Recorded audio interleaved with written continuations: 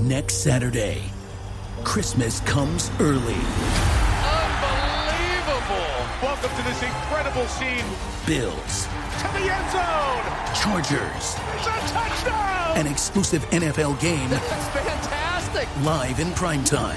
Wow! Only on Peacock. With a Christmas gift to their fans. They're having some fun now. Bills versus Chargers. Next Saturday, 7:30 Eastern. Exclusively on Peacock. Support for this podcast comes from Frito-Lay and the 2023 Snack Bracket Championship. The Frito-Lay Snack Challenge is underway, and fans are voting on their favorite snacks to crown champion. We're talking about prime-time matchups between the best 64 snacks in the land. Will Ruffles Ridges reign supreme? Can Doritos defend their dynasty? Or will Smart Food use their smarts for a surprise upset? Only you can decide. Get in on all the action for a chance to win up to $1,000 or a year's worth of snacks. Let your snacks be heard. Just go to fritolaysnacket.sbnation.com to vote and enter for a chance to win. No purchase necessary. Sweepstakes ends April 3rd, 2023. Void where prohibited. Year's worth of snacks awarded in the form of 52 coupons, each good for one bag of chips. See official rules at fritolaysnacket.sbnation.com. Hello, friends. Welcome to Group Therapy. It is Sunday night, November 20th at about 10:30 for those of you listening on the recording. Thank you so much for choosing to spend part of your time with me. In honor of head coach Jason Kidd opting to play his second best offensive player a mere 17 minutes, that is the maximum amount we're going to go tonight. Just kidding. The Dallas Mavericks fell to the Denver Nuggets 98-97 in a game which should have everyone looking in the mirror, but we've said that before because they've had lots and lots of opportunities to do that this season, and I don't know how they get it together. On the one hand, they're 9-7, and they should be something like 15-2. They need to figure out a way to close out these games. On the other hand, this is probably the fourth of the 7 losses that was truly horrifying in that they had no business being that close. This it should be upsetting. You beat the crap out of Denver on Friday and turn around and pull out a performance like this while getting a gift of a game from Josh Green, 23 points, his career high. Shot the ball lights out, looked really good in doing so, and still lost. So I don't, the Latvian laser, Davis Bertans hit a bunch of shots. Just another truly putrid offensive performance from a big chunk of the team.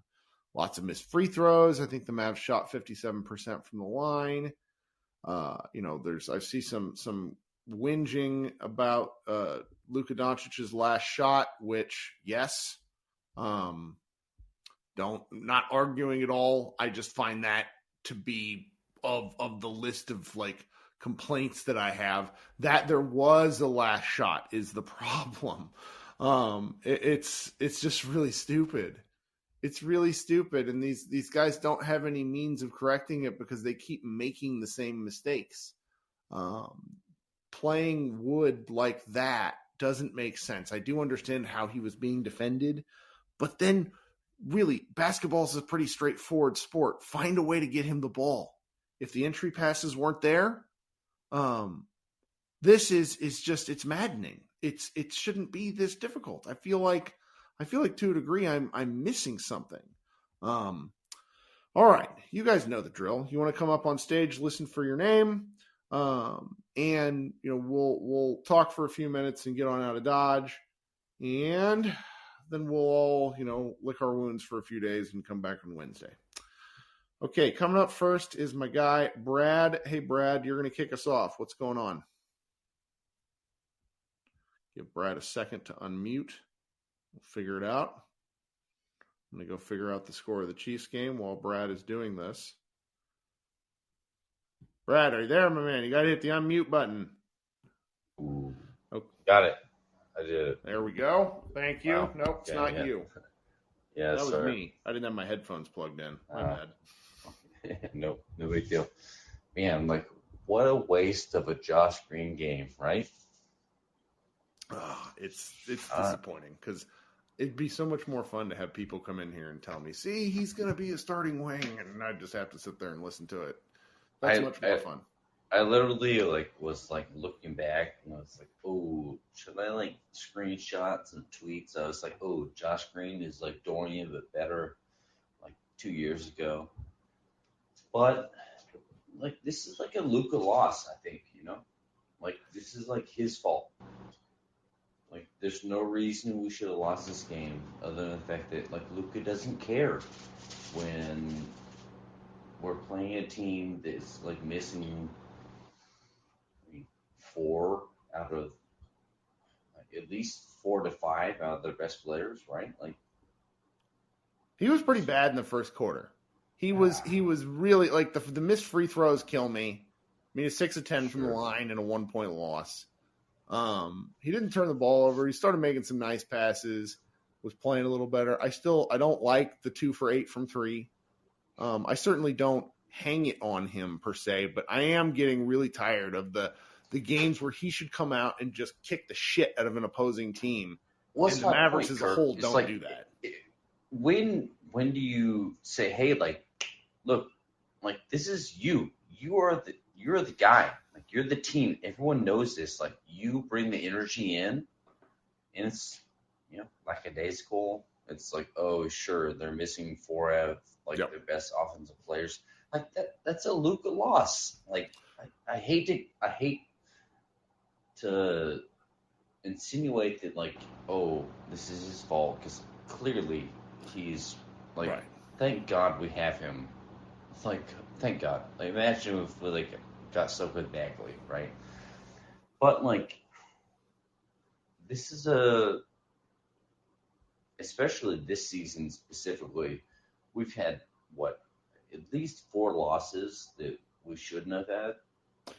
I mean, they are 7 and 6 in clutch games. So you could argue they have 6 losses they shouldn't have. Well, in 2 of those, for sure, we are by at least 20 points. And we just, fucking blew it, right? Well, Tobias in the chat makes a good point. He should have 15 assists. If these guys would get open shots. Okay. Yeah, I mean, I get that, but, it's just, I don't know. I don't feel so bad for them because, Luka doesn't give a shit. He just doesn't, most of the time. Well, so he said, let me read you a quote from the first Denver wins post game. He says, quote, "We kind of know when the other team has superstars out that we lose a game. We're known for that, I guess. Today we had to change this, just approach the game the same way." And I would argue that in terms of looking at that from the big picture, the Mavericks, led by Luka, did not approach the game the same way. I'm sorry. Did you say the next game they played against the same team that was missing the same players? Guys, yeah. Yeah. Turns out, you're right. Oh, it's brutal. It's frustrating. It's so frustrating. You could see it the first, 10 minutes. He didn't score for the first 10 minutes. No big deal. But, the first, entire quarter, you just see, disinterested. He doesn't care. Yeah. Sorry. I'm just I get it. frustrated. I still hold the rotation and the coaching stuff. This to me, this is such a it's such a fundamental how. Granted, this lineup actually worked, but at one point in time, they had Davis Bertans and JaVale McGee on the floor at the same time. The fact that Bertans and Green, I was saying I was texting my buddies, it's ooh, here we are, green and red all night. This is the only reason why we're in this game. And it shouldn't be the case. Just annoying. Well, let me read you this happy quote. Christian Wood in post-game locker room said the Mavs don't prep him before games about second half playing time plans. And I quote, this is from Wood. "I have no clue. After playing 1 minute and 51 seconds in the fourth quarter tonight," he said, quote, "I would love to play more. I've voiced that several times, but I just play my role. That is courtesy of Callie Kaplan." So I hear you on the things that frustrate you, though. I really do. Yeah. No, it's just anyway. I'll skip my turn, but it's just frustrating to watch. It is. And I just think that at this point, like, it's a little bit of I know, like, kids got like a lot of blame lately, which is fair for sure. But also, like, little it's got to go on Luka. I think like this is like the kind of like the offense that he's designing, right? Which is fine because it works most of the time. But like when he's not interested, then it turns out like it hurts. Yeah, it does. All right, man. Talk soon. Thanks for hanging out. Yeah, thanks, man. Okay. Woo. Got a whole bunch of folks. I'm going to give some folks' names I don't see in here as often come up first. Robert, welcome to the show. How are you? Let Robert give him a second to chat with us. Hit the unmute button. There you go. Can you hear me? Hey, welcome. Hey, thank you so much. Can I first say, I think you guys do a great job, you and Josh and everyone who works on the site. I think it's actually like really, really good. Appreciate that. If the Mavs had our consistency, they might not suck. No, it's very good. Thank you. So I'm going to say my piece real quick. And I have a theory about things, and I hope that I'm wrong, and I hope that you actually disagree with me and then explain why I'm wrong. Mm-hmm. So I hear what the last guy was saying about Luka. I mean, I totally get it. I kind of take it. I feel like that's kind of part of the bag with Luka. And at this point, he's so good. I can't really. Yeah. You know what I mean? And also, it's just not like I know everyone should try hard every game. It's just not, you can't win. You can't contend if you need one guy to score 30 plus points every game. Like, that's just not. They are 0-3 in games where he doesn't score 30 points. Right. It's just not, especially when you're at, like, a lot of his success this year has been from going to the rim, right? During a huge chunk of last season, he did not get to the rim as much.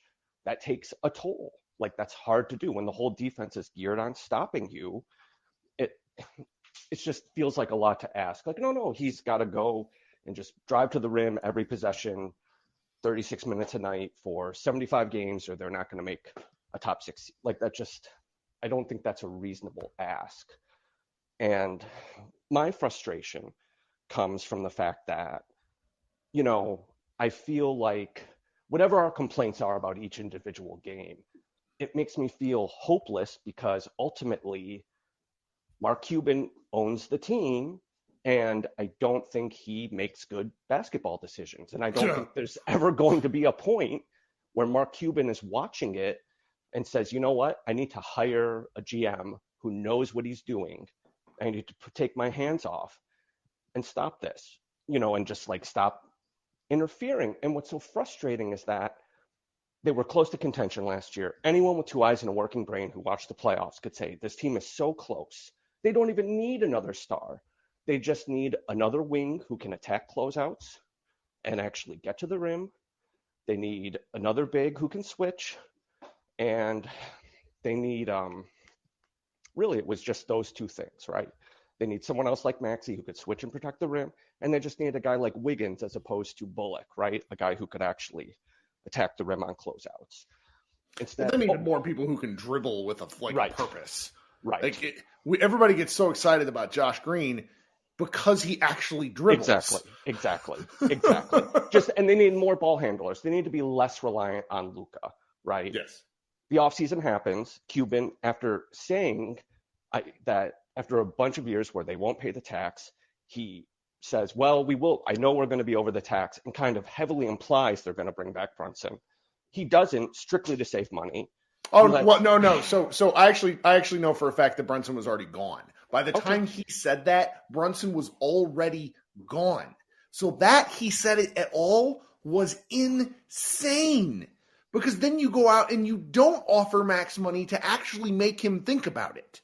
That's what's like, those two things together are really numbingly crazy.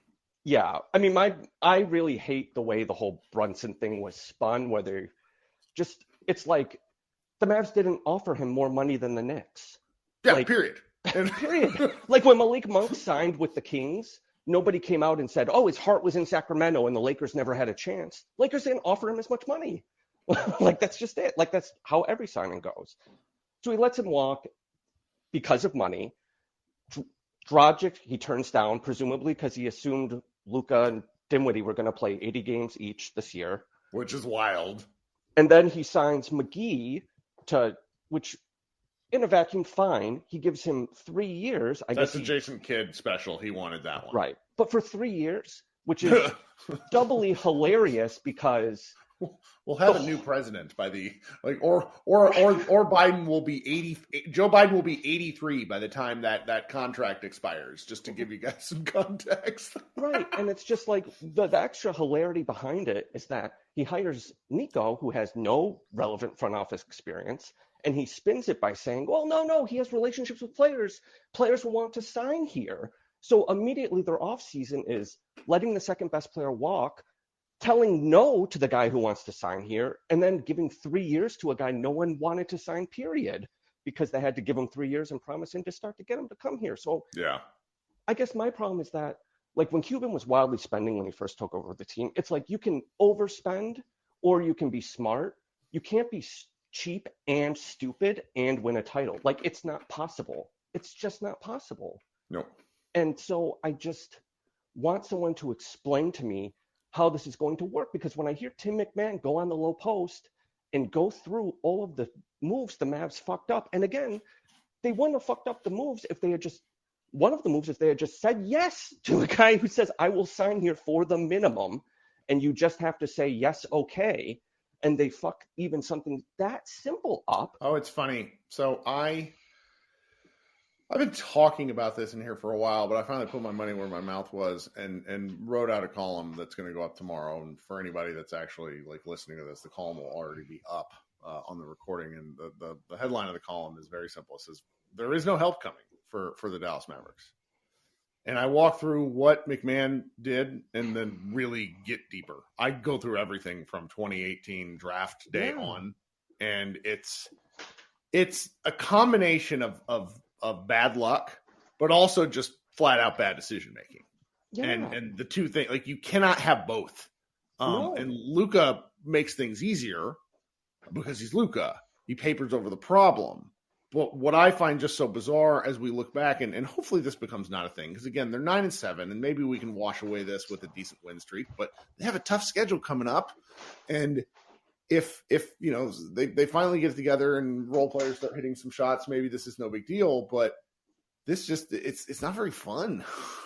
No, it's awful. They have to have everyone healthy, because if anyone's missing, it doesn't work, right? And it's just so frustrating. But I'm sorry, my thought was going to be like hearing Tim McMahon go on the low post and run through all of the stupid mistakes they've made that are just insanely dumb, that even fans at home would have gotten right. And then he pauses and he says, but they're gearing up for their huge move when they get all their picks back from after the KP deal ends, right? And it's like, why would we have faith in this big, like, what? Right, they just fucked up a move where they just had to say yes. What? If you can't hit the singles, why would we trust you to hit a home run?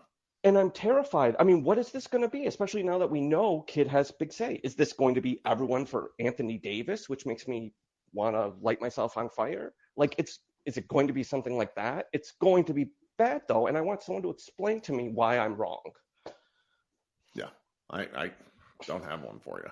That doesn't make me feel good. So anyway, that's what I had. So thank you. Love the site for what that's worth. Thanks for coming up, Robert. Hope you come back. Thanks. All right.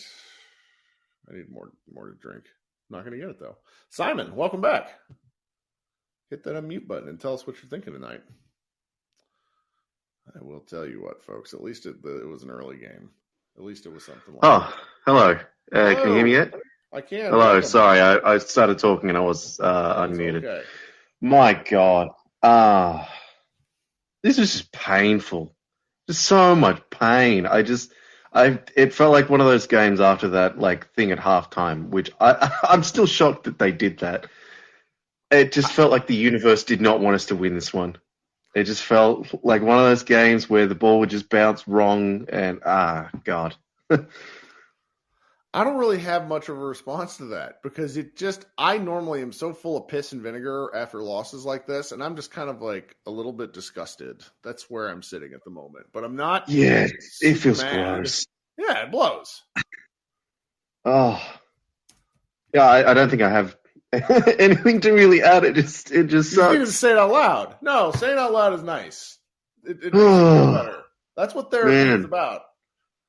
that last shot was terrible. I can't believe we wasted Josh Green's game.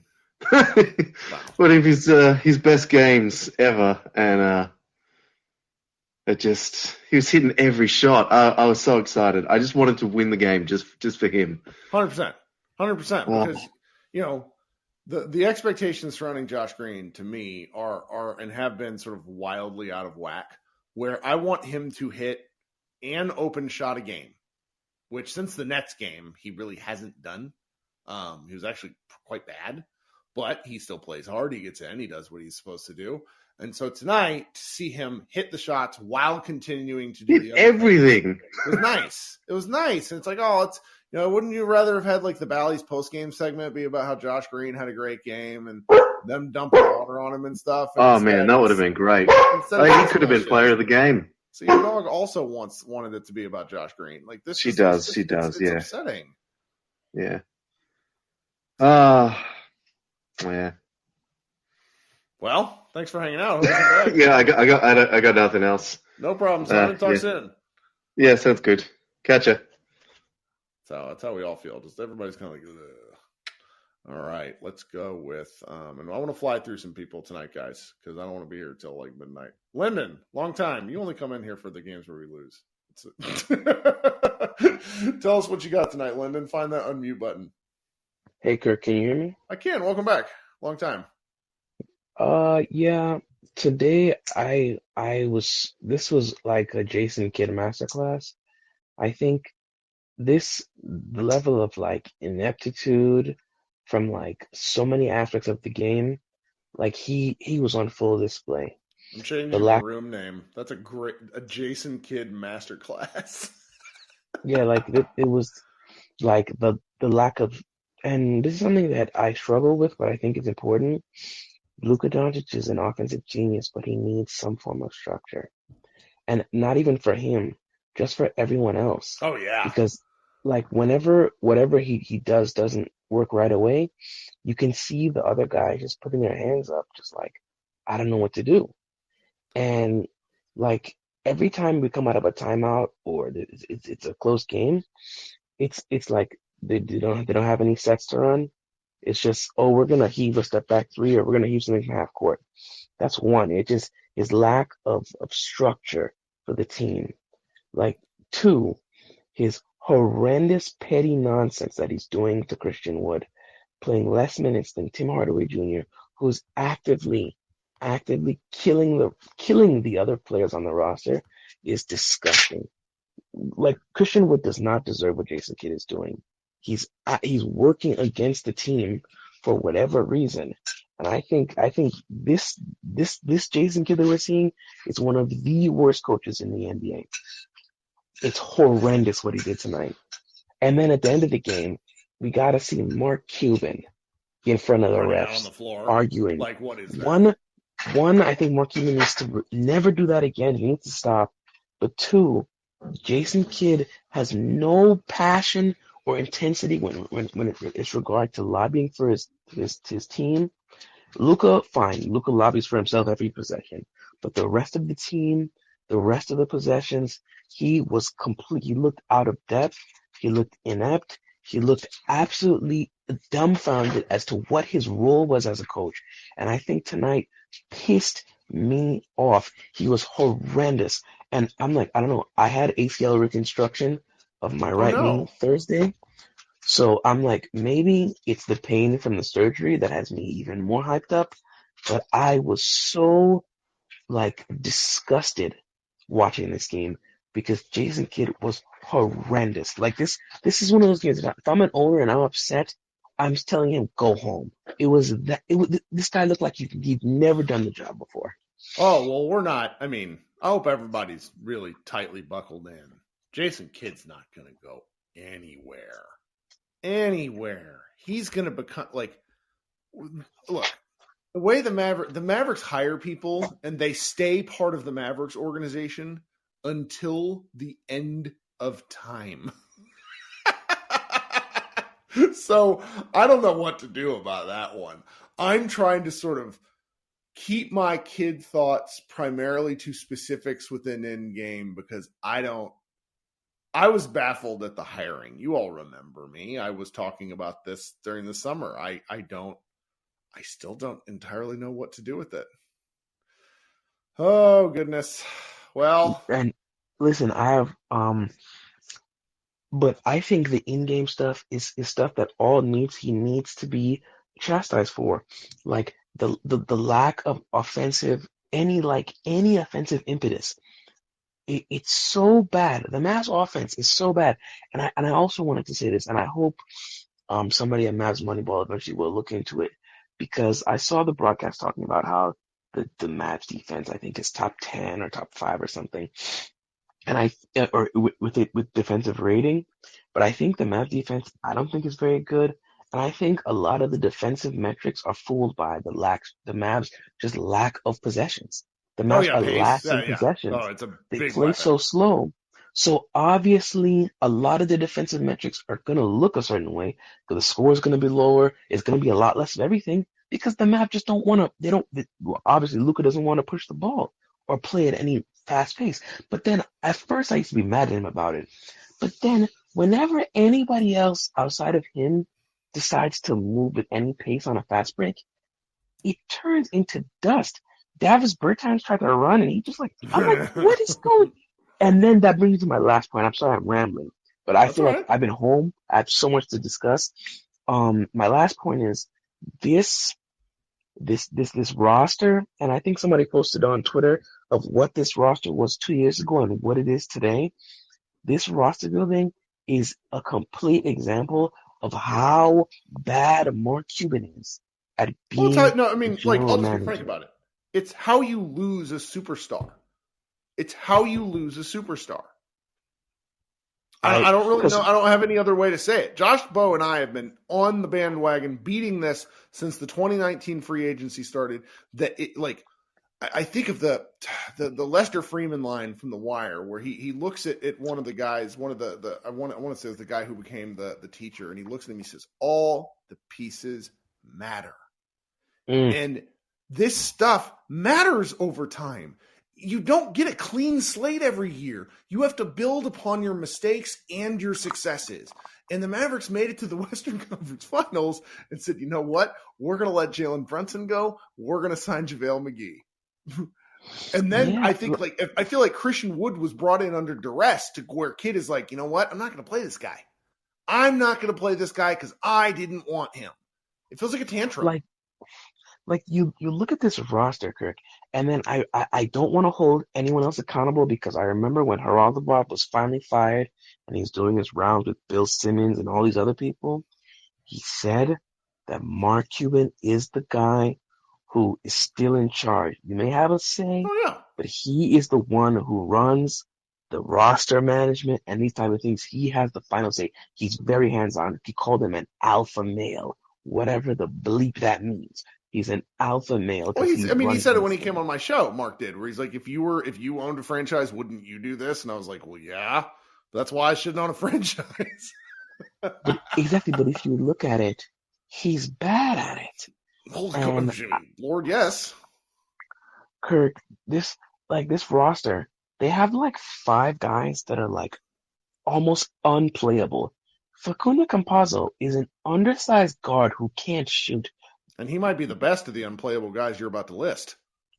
The Tyler Dorsey is unplayable. The clapper, I remember Bonnie Jones used to call Kent Bazemore the clapper. No, this guy is the clapper, or whatever his name is, from North Carolina. He can't play back. These guys are Theo's a 27-year-old guy. He's a 27-year-old cheerleader. Congratulations. I'm sure he's wonderful. I'm sorry for talking your head off. I just want to say this is one of the worst performances for a coach I've ever seen in my life. Well, I can't wait to see what he said in the postgame. I'm sure his post-game comments are going to where he does the thing where he sounds like he's an innocent bystander. He acts like he's a hostage, Kirk. I'm like, I don't know what it's the old Uncle Phil line where he's like, we walks out of the room holding the jacket. What do you mean we? I love it. All right, man. I hope you feel better on the rehab. Hope you come back and talk in here, man. I had to do that knee rehab for I had a meniscus tear, and then I had a post-surgical infection. So good luck to you. Hey, they have a straightforward path in that knee rehab. So you'll be. I'm sure they probably already got you doing crazy stuff. Not yet. I had surgery on Thursday, so I'm now being able to move. So I'm not being able to move. Not yet. Well, we'll talk soon then. I hope you come back next time when we win. Thank you, bro. All right, talk soon. All right, let's go. Ooh, God, how's the line getting longer? Chris, tell me what you got. Hey, Kirk, how's it going? It's good. Let's go. Yeah. So disgusted with this loss. It just makes me think that, let's say, the third worst team in the NBA, fourth worst team, if that whole roster was on the Mavs right now playing alongside Luka, like, we'd probably still be a Western Conference Finals team. And this team we have is just pathetic. And tonight was just, I mean, so many things went wrong. I mean, have you ever seen something like that happen? Just the whole half court thing, barely out of bounds. I've never seen anything like that. Actually, never seen it. Yeah, me and my wife came back. I'm back on the DVR after halftime. I'm like, what the hell just happened? I had to rewind it like 20. I was like, did something happen where I missed all this? And I'm going back. I was completely confused. And then the half court shot, but God, it just took the momentum out of everything. But what's pathetic here is Hardaway. I don't care, man. I'm just sick of this shit. Why in the hell is he playing so many minutes? I got a theory. I have a good theory. I have what I think is a workable theory. He is going to play Tim Hardaway until like it's like the beatings will continue until morale improves. Because I do not think that Tim Hardaway is a Jason Kidd style player. Period. I think that they re-signed him, had a deal in place for him before Kidd took the coaching job. All right. Just like Porzingis, I think the plan with him is to get him playing as well as they can and then send him out for whatever they can.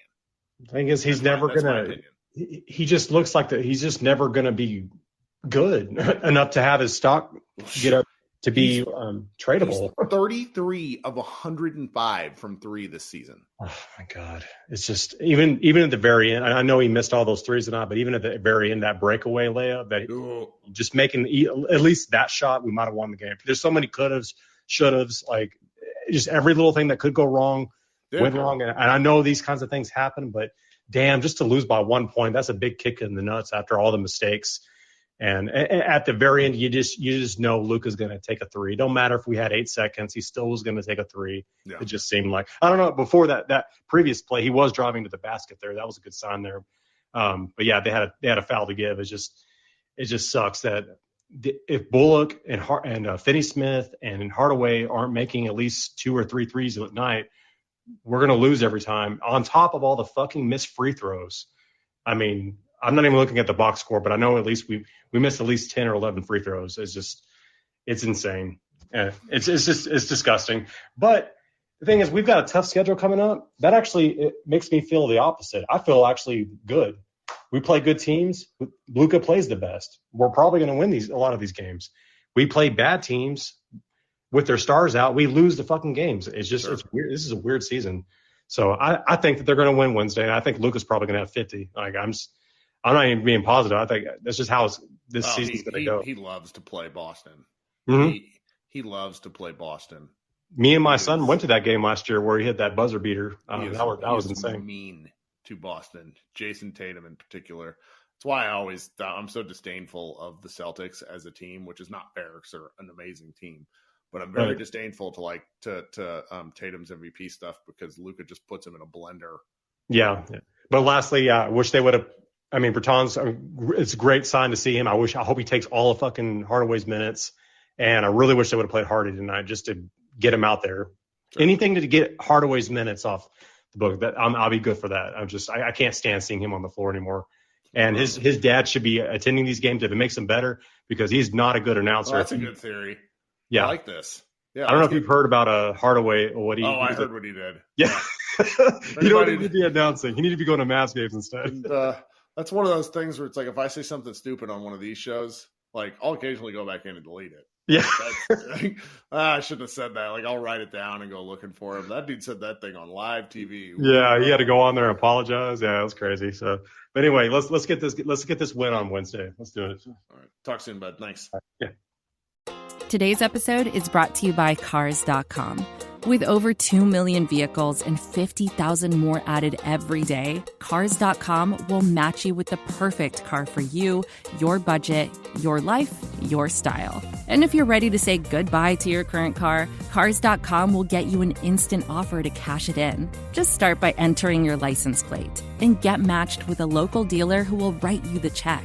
So whether you're looking to buy or sell, just go to Cars.com. It's magical. Shishi, as far as what Tim Hardaway Sr. did, he referred to defense being played as sexual assault, only he didn't say sexual assault. He said the word for it, and it was not great. Okay, let's go to Tom. Welcome to the show, Tom. I love all of you guys with your dog avatars. These are good. What's going on, Tom? There you go. Hey, not too much. I love what you guys do at Maps Moneyball and everything like that. Thank you. I love listening to the podcast and everything while I'm at work. I'm from Australia, and we're not as hot as, say, like Europeans are on sacking soccer coaches, and I don't think as much as you Americans are on getting rid of coaches. And I've been sort of lenient in my thoughts about Jason Kidd. But fuck me, can he take his hands out of his pockets during the game? Like, he looks so bloody disinterested all the time. And it's just like, we wonder why the team doesn't have energy going into every game. Like, your coach is sitting there just looking disinterested. It does my absolute head in. And Tim Hardaway, like, I loved watching him during the playoffs. What was it, 2 years ago or whatever, when he was playing well, but Right. Jesus Christ, tonight was an absolute struggle. And I only got to watch the first half because I had a meeting for work. And I want to watch the second half to see Josh Green's game. And listening to all of this is going to make me want to set myself on fire watching the second half just because I want to watch his game. So, yeah, that's going to be quite a struggle, I think. Well, I hope it doesn't make you too mad. You got anything else? Nah, that's all. Well, I appreciate you joining. I hope you have a good rest of your day. Thanks, mate. All right. Coming up next, then, we got my man, Brett. Hi, Brett. What's going on? Hey, Kirk. Do not have much to say other than that, again, Jason Kidd should be fired. He should have been fired a long time ago. He's a terrible coach. In this game specifically, though, there are a few things. Like, one, the timeout situation at the very end where he, like, hesitated to call timeout, and then, like, Luka took a step, and then so they couldn't advance it, and then he had to call another timeout, which, like, looking back, like, it's easy to kind of overlook that, but when the Nuggets took the foul to give, and then the Mavs had the ball out of bounds again, having to burn that timeout to advance the ball makes it so that they can't then take another timeout and drop another play. That was horrendously embarrassing. Two timeouts because they don't know the rules. Well, yeah, I mean, like, it didn't seem like they thought they had made a mistake at first. It wasn't clearly like, oh, we screwed up and, like, a player dribbled the ball before we called a timeout. It was like they were arguing as if that wasn't clearly the rule, and it's, like, always been the rule. Yeah, right. Forever. With, like, all those players on the bench, it's like, what are we doing? That was very funny. Yeah, I mean, of course. I do agree with what you were saying about the reason that they play Hardaway so much, but Hardaway playing more than Wood and Wood's minutes in general, like, I just think, like I do agree with you about the why, like the reason why Kidd does it, and I think that's like the most clear example of why he, is a terrible coach. Like, you can't let your ego get in the way of that. You can't just be like, screw you because, like, I don't like you personally or whatever, or I don't, like, you're not the kind of player I like. Like, who cares? Yeah. Like you can do that if you're like, Popovich or whatever, like if you're a legendary coach, if you're a coach who has succeeded, you can be like that. You can like say the stupid stuff that Kidd says in his press conferences. You can like play favorites and whatever once you've reached the mountaintop. When you have the track record that Kidd does, you cannot do that. Like you can't be annoying and bad at your job and then also like alienate your players.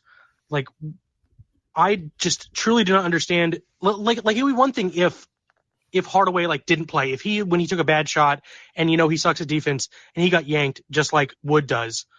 But when you give like him or McGee or whatever like a long leash to go out there and screw up, and then you don't, and then you're clearly the second best offense player on your team, you don't give that same leash to. It's just absurd.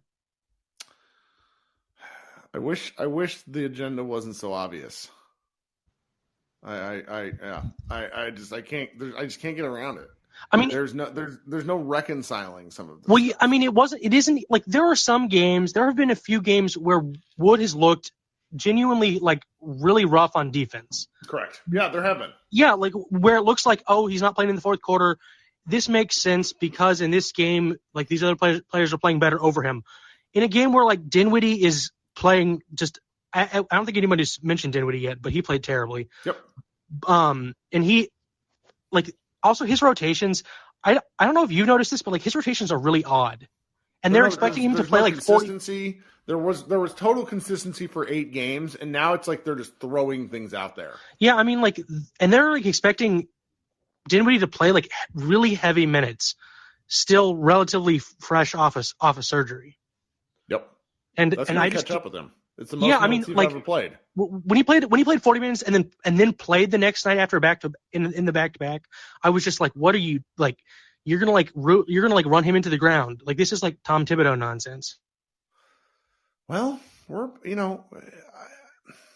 he's gonna get along. Like this just isn't gonna go anywhere. I'm gonna have a hard time not like beating the shit out of this because that's just what I do. But I don't.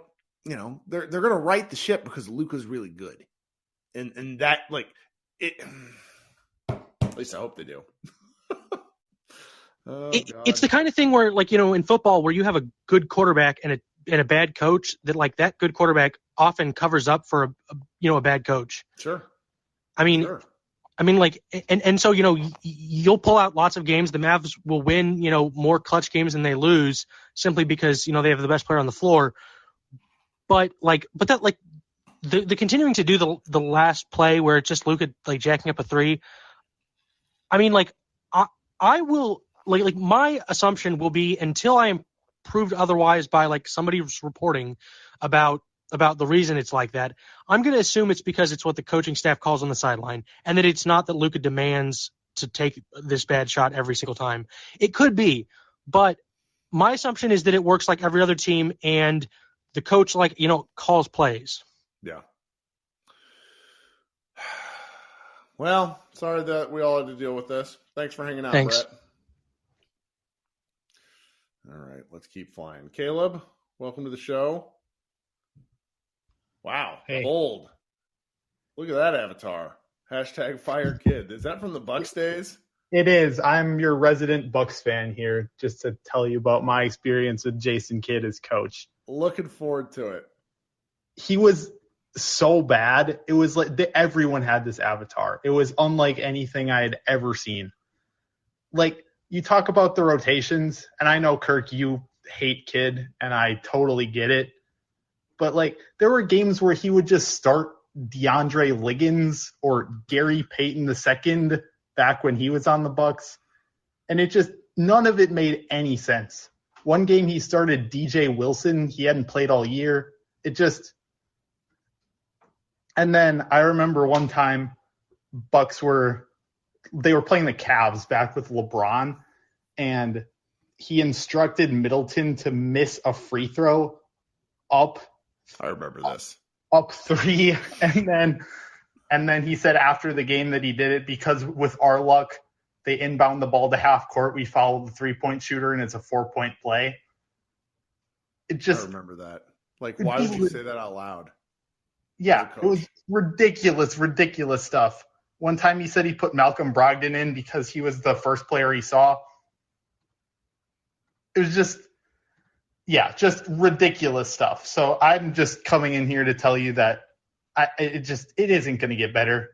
He doesn't change. He never will. I am friends in a group chat with Bucks fan, notorious Bucks fan, No Tech Ben Thompson, No Tech Ben, yes, who runs the amazing website Stratechery, which is completely not sports related at all. But he's just been on my ass for a year and a half, where he's like, "It's coming, don't you worry." Yeah, and we're seeing it.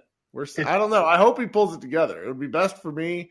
Like, nobody listens after losses. I say that. It's only the hardcore. Like, I want snappy casuals to come in here and listen to the show and be happy. Like, this losing stuff sucks. Yeah, it definitely does. It just, if he couldn't win and then Budenholzer came in and it just completely turned around immediately. Yeah. And obviously we got Brook Lopez. That helped a lot, but it was just so bad. Rejoicing in Bucks Twitter world when Kidd got fired. Just my Bucks take for you. Sorry to come in and rain on your Mavs party. Hey, everybody's pissy in here. That's the whole thing. Thanks for hanging out, Caleb. Talk soon. Yep, for sure. Okay, we're going to go with my man, Krishna. How you doing, Krishna? Kirk, how are you? I am all right. Yeah, I don't even want to get mad because at this point, like, the Mavs don't deserve me getting angry. They don't deserve anything from fans because that's piss poor. Like, Luka said it after the last Denver game. People look at the Mavs like a team that are going to lose to teams without stars because they are. Those are the facts, and the facts are you lose to teams without stars. And it's just unacceptable on a level when you have to have Josh Green go 6 of 7 for a 3, and you have to have Tim Hardaway out there for so many minutes, and it doesn't make sense. You think for a guy who played so long in the NBA, you think he would understand what the hot hand is. You think he would understand anything, but it's clear. Guys who've played in the NBA, they don't understand coaching for a reason, especially superstars. And like I mentioned in the chat, Bill Russell's the only exception because what Bill Russell went through in the league was far different from any other player that's been a coach, especially superstar players. We look at players that have been good coaches, it's because they had to understand what the last guy on the bench went through or what role players get through. And Jason Kidd has never understood that, and he likely will not ever understand that. Well, I mean, I don't think he actively doesn't care is the other thing. Like, it's superstar or bust. I mean, Giannis. Okay, Larry Bird. Okay, Sam GG said Larry Bird. Sure, Larry Bird was a good coach too, but Bill Russell won a championship. Like, yes, it's a different era, but he still won a championship as a coach. Larry was a good coach, but we're talking about 2 players out of who knows how many. And it's been clear. Jason Kidd has far too many times put his ego and his wants above what the team needs to. And for as much as I got frustrated at Rick for many things, Rick at least tried to make decisions that he thought were the best for the team. Sure. And he tried to change things, and Jason Kidd has not. And eventually, probably far too late, this will come to a head where it's going to have to change. I unfortunately think this is also a situation where it's not an organization that wants to change, and it's not comparable to Milwaukee, where Milwaukee then went through an ownership change right before Giannis was drafted. And the problem is that's not going to happen here unless something insane happens.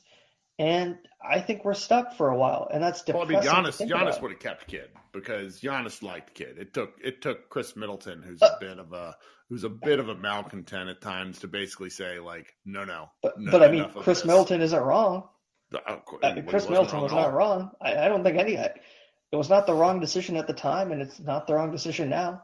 And look, like, Budenholzer came in with his own problems. I'm not saying that you can't hire a coach who has failed in other places. I mean, many coaches have failed in other spots and done well. I mean, Steve Kerr, how many people nowadays remember how disastrous Steve Kerr was as the GM of the Phoenix Suns? Sure. I mean, very few people remember that. I'm not saying that you can't hire a coach who's failed, but you also have to acknowledge as a coach that when you fail somewhere, you fail for a reason, And Kidd has taken 1 year of success, minimal success, I would say, success that is ridden off of many circumstances and many other things, and looked at the success instead of the failings at the end and tried to do the same thing because he thinks that he's had one good year and that's all that matters.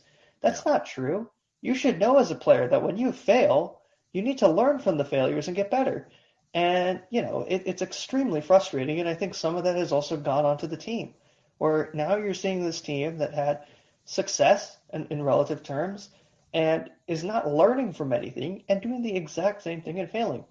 For as mad as we got about how Rick run a bunch of sets, Rick had to run a bunch of sets not for Luka. He had to run a bunch of sets for the rest of the team because there were very few players on that team, if any, who were going to run in offense all the time.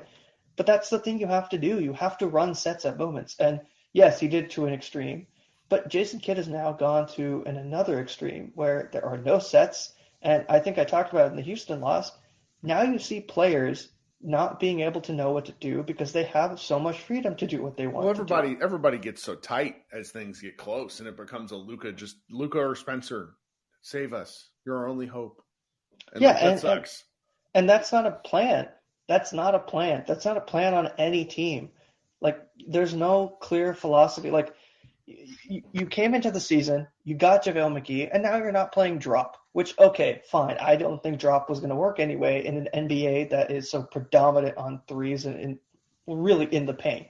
Drop is not working because very few teams take mid-rangers.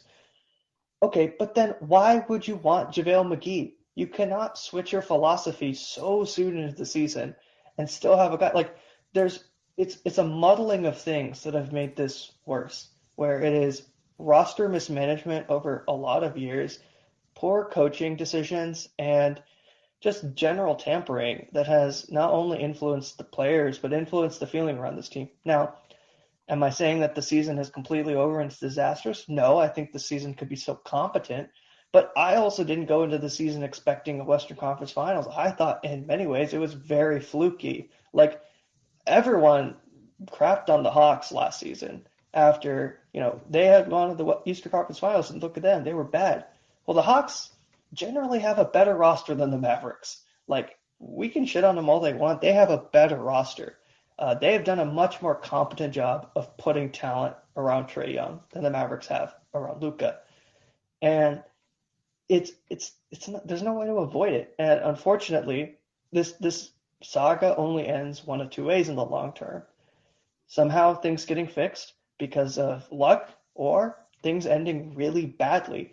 And I don't know, but that's a long ways from now, but hopefully this team somehow gets it through. But I don't know. The problem is there's no clear answers for this team. And again, it's one loss, but it's we have lots of these one losses, though. Yeah, and that's the problem. It's not becoming one loss anymore. Like, it's becoming you're a team that's going to lose to teams who you should not lose to. Like, that's what this team is going to be known for now. And that doesn't make you a good team. That makes you a really bad team in many ways. Because, yeah, if you can beat Boston, who cares? But you have to be able to beat the bad teams every single week. Like, for as much as, like, we want to get mad at Jason Tatum as a player has improved so much. Like, he took a really bad finals run and has taken whatever he was horrendous at, which was a lot of post play and being trapped, and done really well this season. And it's not Luka's fault. I'm not here to say it's all Luka's fault, but you're seeing it. Like, every single thing that can go wrong with this team goes wrong all at once. And there's no one that seems to want to take accountability for it, which is extremely frustrating. And if it doesn't change, it's just going to keep happening. Unfortunately, this is just going to be the trend. Well, thanks for coming up again. Appreciate you. Thank you. All right. Talk soon. Let's see here. Who else we got? Let's go to my man. We're going to fly through some folks. Nicholas, how you doing? Welcome. Hey, how are you? I'm all right. That's good, especially after that game. I wasn't gonna talk because it's kind of late here, but I took a shot, so I got the confidence. Well, I bring up everybody. We stay. Yeah. That's why some of these shows are like 3 hours. I just keep going.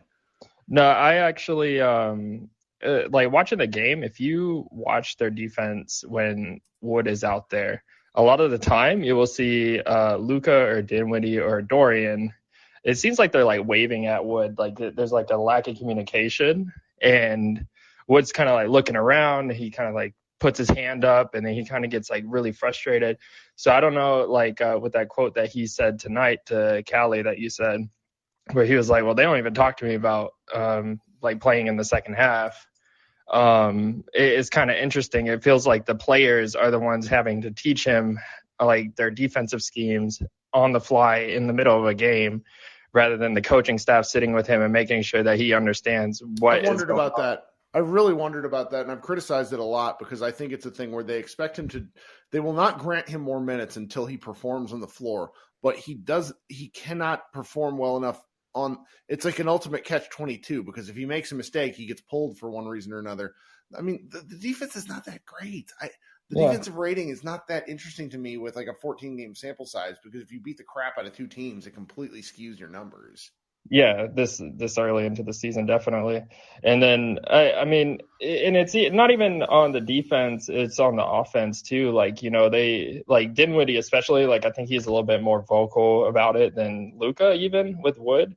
It's like he's literally some points dribbling the ball and he's looking at Wood and he's pointing at the round, like, set the pick right here. Like, you need to do it like faster. And it's like, at that point, like I know you've been beating this every loss that I've come in here. You beat this drum is that kid and the coaching. Like they need to be held accountable at a certain point with this. But it's as like why like I watch the Hawks play. You don't see the Hawks do that. Everybody knows their role and everybody knows exactly what they need to be doing. There's no sitting there for 3 seconds like, hey, come here and walk around this person, set the pick for me right here, and then go.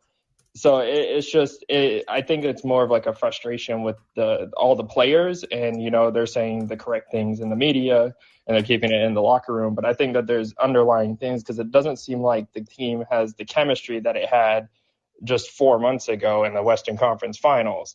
There seems to like have something that has switched over. It's just like it's frustrating to watch. Yeah, no, it totally is, and it's that's me deep diving it and like over analyzing it, but I'm sitting there and I don't see other teams doing it, so I'm just like it's just really aggravating, especially with somebody as talented as Wood. Like maybe he doesn't have the like quote unquote basketball IQ that other players have, but still like he's a professional athlete for a reason. If you sit with him and explain to him sets and everything, I'm sure he will get it. And he's 6'11". And from what I can see, he can move pretty quick. So I'm pretty sure he can do at least get in front of somebody. Yeah. Well, they also, and somebody, I'm sorry, the chat's moving for me, but somebody noted in the chat that he needs to play more of his minutes with Luka, which is absolutely the case. I'm tired of seeing him with Tim Hardaway Jr., who just chucks and doesn't pass. So. Yeah. I got friends that come over and never watch the Mavs, and they're making fun of, like, they don't even watch basketball, and they're like making fun of Tim Hardaway for taking shots the way he does. So, you know, it's bad whenever people that don't watch basketball, they notice it. So, but yeah, that's my little 2 cents on Wood. So thanks for hanging out. Yeah, thank you. All right, let's go to my man Ruben. Hey Ruben, what's up? Oh my God, Kurt. Oh my gosh. This loss sucked.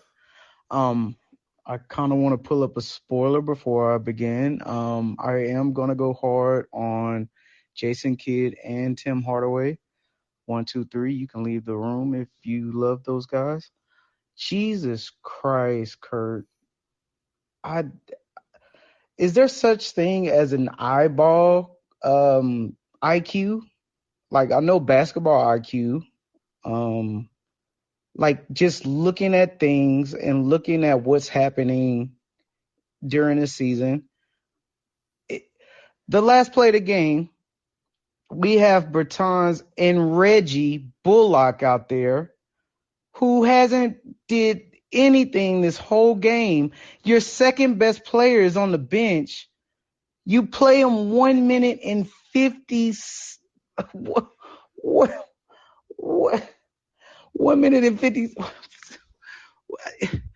And you expect Luka to pass the ball to somebody to get – all we needed was 2 points, Kurt.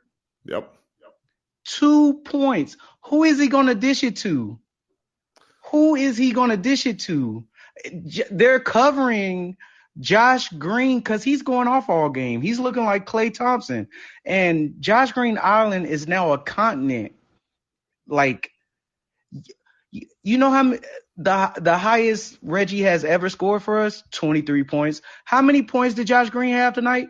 23 points. I don't want to hear any more excuses about starting Reggie at this point. If you know the man is terrible before December, don't start the man. It's killing us. And somebody brought it up earlier. These little losses, we're going to get to the end of the season, just like when we got swept by the Knicks, one of those seasons. I forgot if it was last season or the season before, where it meant something. It meant a fourth, fifth, or third seed. These small losses are going to build up. And if Jason Kidd, I'm not looking at the front office. I'm not looking at the rest of the coaching staff. And he actually was self-deprecating tonight. This is the first time I heard it all season. Yeah, I saw. I've since seen some of the quotes. Did you? Yeah, I saw it too. This is the first. I got to get better. No, well, first he said the staff has to get better, and I got to get better. That's no, so funny. bro. You got to get better. You got to get. It's just We an got 35 eyeball test. fucking assistant coaches. Like, what are we doing here? What are we doing? Like, oh, Josh Green played so well, and you know why he played so well? He played more than 30 minutes. More than 30 minutes. And you put Reggie out there instead of your second best player who can Dodo throws in the pass to Luka. Who says Seawood couldn't hang under the goal? You got to choose one of those guys. They double Luka. They almost put 3 players on Luka. And Luka has no choice but to chunk it. Who says if you have Seawood in that game right under the goal, you either got to foul him or he's going to get a point, going to get a goal. That's the win. Is it that hard? Was that hard, Kurt? Well, like, am I off on that? I mean, it's more than minutes. Like the final possessions don't really matter to me, to be honest with you. The final possessions are not the problem. It's how you get to the final possessions that matter to me. How you let it get that bad where you're down by 10 points to the Nuggets. He once again let things go on a run without calling a timeout. Like, they were down double digits to the Nuggets. That sucks. And you leave Tim Hardaway Jr. on the court for 20 minutes and he shoots a over except from 2 points from the free throw line. Yeah. How does that happen? That's the second one in like 10 days. You see what you play Seawood a minute in the fourth? He just dropped almost 30 points. He dropped 28 last game. Yeah. I understand. Against the same team, Kurt. Sure. We played them twice in a row. Yeah. What? You do that, and I'm sorry. Like, it's like Jason Kidd is stuck in last year. Does he not know teams have film of the same starting lineup that you're starting? Well, I mean, that's part of why Luka, is scoring 1 billion points, because they're staying home on people. I mean, it's everybody else just hasn't come through a little bit better, and we don't have this kind of game. Like, I'm not really frustrated with Spencer. He's played so well. I am frustrated with the rest of the starting lineup, though. There's nobody else hitting shots. The bash, the whatever the hell we call them, the Bang Bros. The Bang Bros are crisp 2 of 10 from the floor together. Like, you got to be better than that, guys. Just got to be better. I'm not so mad at Dorian. Dorian is 1 of 5. 1 of 5, but his defense, just like Reggie. He's the best defensive player on the team. I'm sorry, I'll give him that. I think he and Reggie work very well together, and Josh does too when all three of them intermix. But you just can't have two. You can't have three Reggie and starters. Tim. You can't. Well, I mean, you just can't have like that many. Like, you can't have this many guys pitching. This poor of a game. So. Yep. And it's just I say that he's stuck in last year because we still have Powell starting. I love Powell to death. And when he does, I love his passing skills. I feel like just give C Wood a chance. What you're doing right now, and I'm glad you said it. I feel like you're the first media person that said it that, covers the Mavs 24/7. It feels like Jason Kidd, that wasn't my pick, so I'm not going to play him. Say it wasn't your pick. You not letting him shine will not get you a great return if you really want him off the team.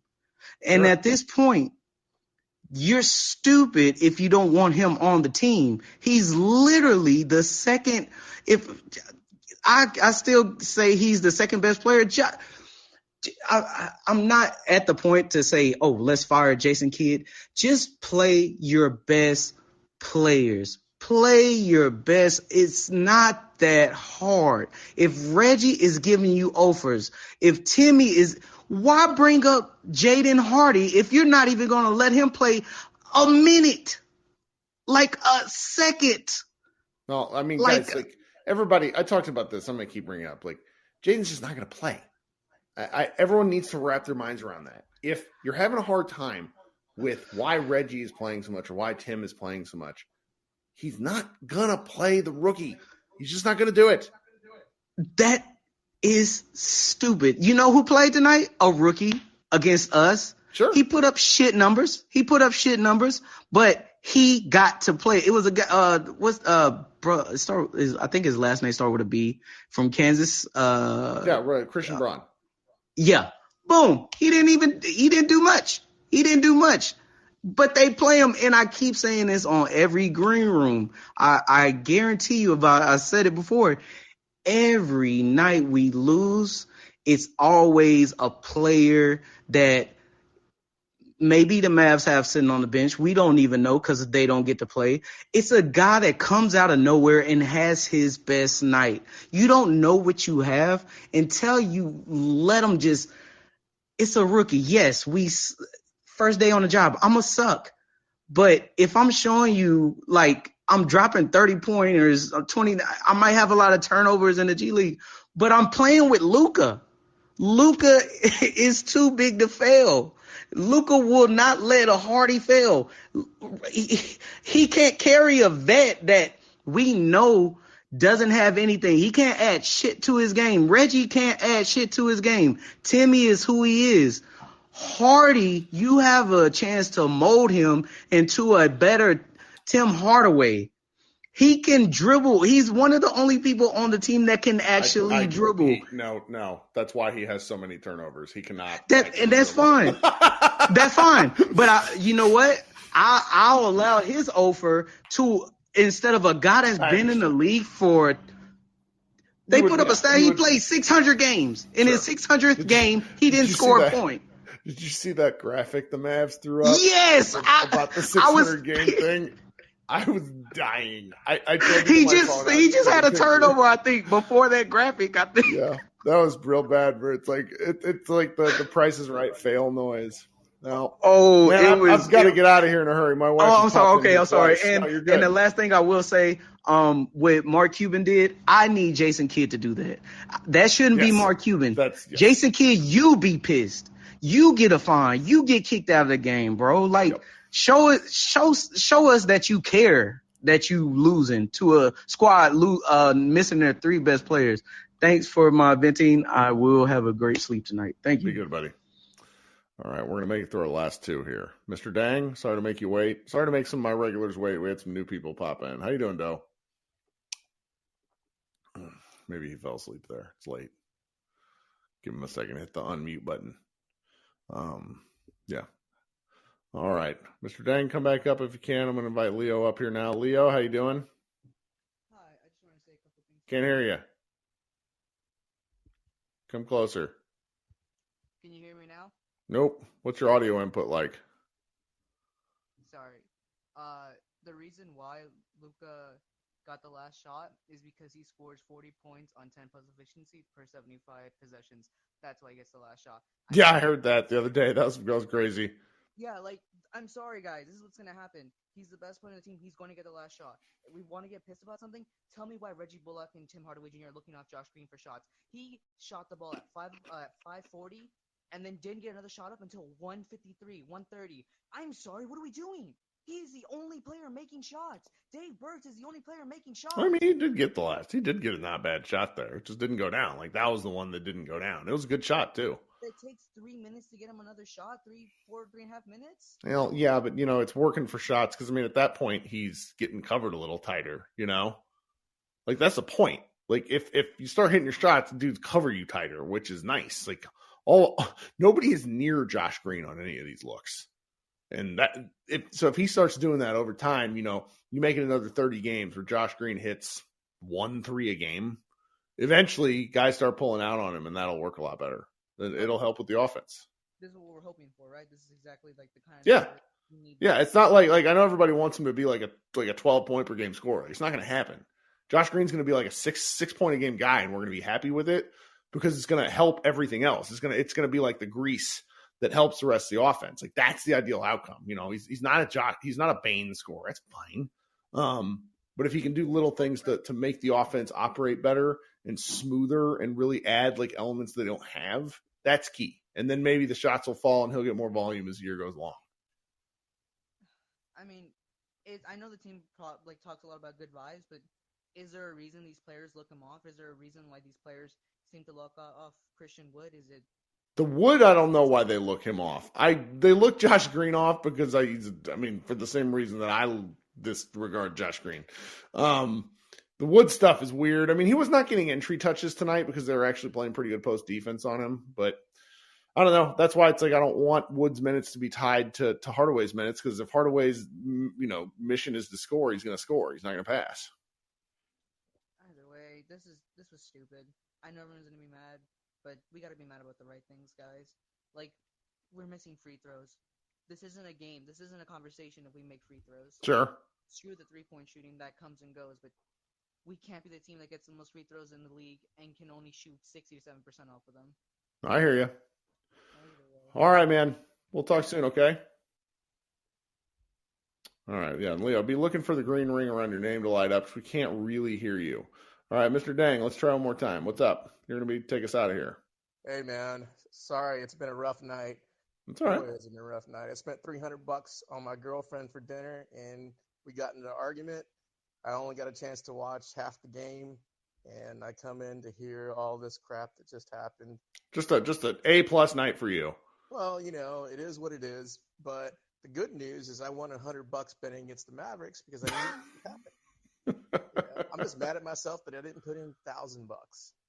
I almost put another zero. I'm like maybe 500, but I was a chicken and bet only 100, sir. But why are we having this madness again? Didn't we just have this deja vu after the Rockets game? It's the same shit, Kurt. I just don't understand this madness that we keep on going. The league has figured out Kid. The league has also figured out how to play Luka. All you need to do is triple or quadruple team him because we really don't have any other solid threats on the floor. If you have are you worried about Bullock hitting a game breaker on us at the very end or DFS, or TXJ on the floor? Yes, I would cover Green if he was the only threat the whole game. But if you don't give Luka any options, he's going to jack up some shit toward the end. It shouldn't have to be. We shouldn't have gotten to this point towards the end. It never should have been this close. Yeah. Malone, a ragtag group of people. If he was our coach, do you think we'd be sitting at 9-7? No way. It's just we keep on playing down to it, but the road gets tougher. Can we really truly keep on rising and putting everything on Luka? And then the next set of tougher games, they figured this out. You don't think the other teams are going to watch the tape and say, hey, this is how we're going to beat the Mavs, the disrespect that Washington said, what's his name? I forget that guy's name, but he says we're not really scared of anybody but Luka. The same thing that what's his name said with New Jersey. He said the same thing. We don't care about anybody else beating us. Durant and Kuzma. Exactly. We're going to be figured out. It's only a matter of time, when we play these other teams, that they're going to beat the shit out of us too. Right. This is a trend going the wrong way. It's second year Jason Kidd. He sticks with what he thinks, and he can't adjust to what the other tactics of the NBA. The NBA is an ever-evolving thing. It's a chess match. You have to counter what the other team counters. And Kidd is not that smart to do it because his ego won't let him in the way. And we all know, no one's going to hold him accountable. Nico's not going to hold him accountable. Cuban's not sure shit hold him accountable. If anything, if he fired any one of those guys, he would have to admit that he made a mistake. The best thing that could happen, is Cuban to run for president, because that way he'd maybe be distracted by running the Mavs. He would probably be able to have to sever himself from the Mavs if he actually won as president. That's the only thing I think that his ego would satiate him, is being the president of the U.S. Well, yeah, that's not happening because long story, but I know that's not happening. Yeah, I know it's not happening too, but I've got to think of fantasy situations, because right now reality just really sucks, Kurt. Give me some kind of sense where things will get better, because I just don't see the trend line. I think that the argument has to be that they play a lot better against better teams, and hopefully they'll come in this next stretch of games.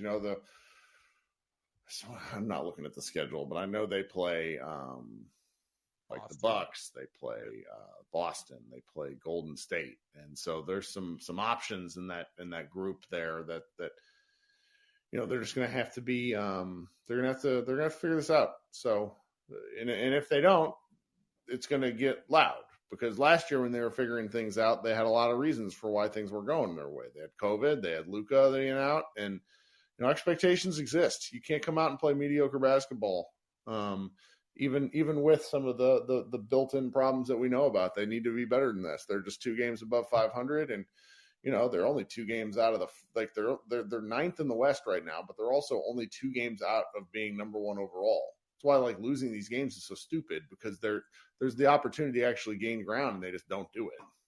Yeah, I'm just worried about the NBA, the other coaches have figured out the tactics against them. I don't really think there is a tactic to stopping Luka. It's making it work long enough to be able to last, but we'll see. The schedule, Jeremy points out, the schedule has been light. The Mavericks have played a ton of home games. They're going to be out on the road a lot to finish out 2022.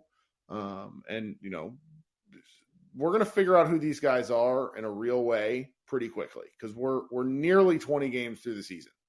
We're going to know, just by the end of this month, we're going to have a pretty good feeling for who this team is. And, you divide the season up into quarters, first 20 games, then after that, they have a chances to improve and figure out who they are moving forward, because teams are always kind of shifting and figuring out new ways to win. And, the Mavericks have had kind of a light schedule. They've been extremely lucky on the injury front relative to other Western Conference teams. They're going to have some harder times than this, but they're also going to have some better times than this, I think. So we'll see how it goes. Well, thanks, Kurt, for letting me speak. I appreciate it, man. Yep. Letting us vent, it really helps. Good. Talk soon, man. All right. All right. Have a good night, sir. All right. Come to MavsMoneyball.com. I have a column coming out tomorrow that I mentioned. Josh has a column coming out tomorrow. We'll have some fun stuff. Well, I don't know about how fun, but we'll have some stuff worth reading over at the site, and appreciate you spending part of your night with us, and we will talk soon. Bye, guys.